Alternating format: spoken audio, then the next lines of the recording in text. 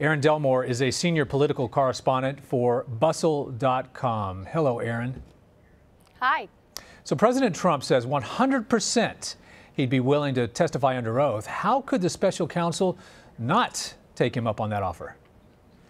That is a tantalizing detail to put in front of Robert Mueller, and all indications are that he will take him up on that. Now, of course, there is no precedent here for how to go about investigating a sitting president for these charges, but Robert Mueller is a thorough investigator, leaves no stone unturned. Do you think his response, though, opened up to even more legal troubles? That's the circular motion of this case here. You know, according to former FBI Director James Comey, President Trump pressured him to say that he was not being investigated, but in doing so, Donald Trump opened himself up to potentially a new investigation. All right, Trump said the Comey's testimony showed no collusion, even though that really wasn't the topic of the hearings. And he also said Comey lied. That appears to be a contradiction, but at this point, does it matter if the president contradicts himself? You know, Donald Trump was unusually quiet while he was watching James Comey's testimony, and this is after he promised he would live tweet the events. Now, we all know the president isn't shy on Twitter, and all expected to see a little bit more from him in the play-by-play during Comey's testimony. But instead, we saw silence. We saw a response from Donald Trump's attorney, and now we're waiting to see what he does next. Yeah, the word being used was restraint. The president used restraint and not responding on Twitter. The House Intelligence Committee sent a letter to the White House seeking any recordings or memos that may exist of the conversations Trump had with the former FBI director. President Trump continues to drop hints about these tapes. If they exist, does the White House have to comply?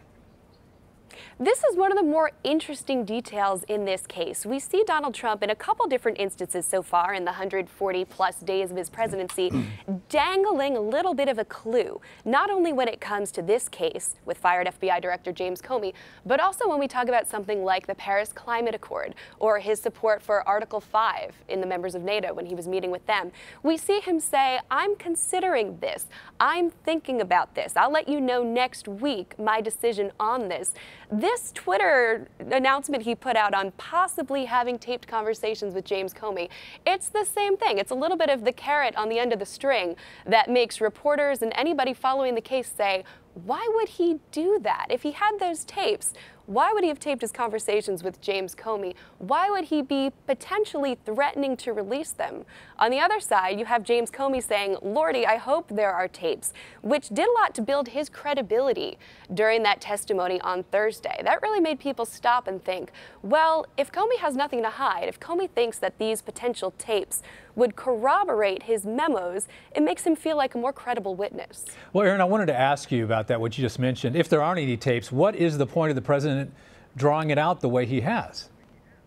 You know, the president might be using that to bolster his own case in the eye of public opinion. That's a dangerous fighting match to get into. It is so unusual to see a president going up against his former FBI director so forcefully, and to be going up against someone he previously praised. By every account, before Donald Trump spoke with the Justice Department about issuing a memo to justify Director Comey's firing, he was a fan of the director. He praised the director's investigation into Hillary Clinton's emails.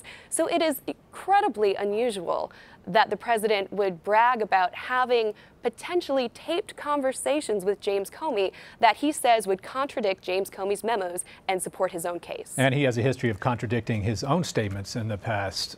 Multiple congressional committees are already investigating Russian meddling and possible collusion. Now, Senate Democrats are calling on the Senate Judiciary Committee to investigate possible obstruction of justice and Comey's firing. How likely do you think the Republicans are to further expand their investigations? You know, we saw tempered Republican support for the president, and that's one thing I was watching for in the Senate Intelligence Committee hearing on Thursday, just to see how strongly these people, some of whom, like Marco Rubio, opposed President Trump so violently in the primary, would now stand up for the leader of their party. We're looking to see how far Democrats are willing to push into this investigation. We're also looking to see what Jeff Sessions has to say next week. There are some accounts now that Sessions is having falling out with Trump, mostly over recusing himself from the Russia investigation, which Trump sees as the catalyst to all of these problems that has dogged his administration. So now we're waiting to see what Sessions has to say. Well, Attorney General Sessions, as you said, is about to testify about the DOJ busted Tuesday, but he's also going to be facing those questions that you mentioned.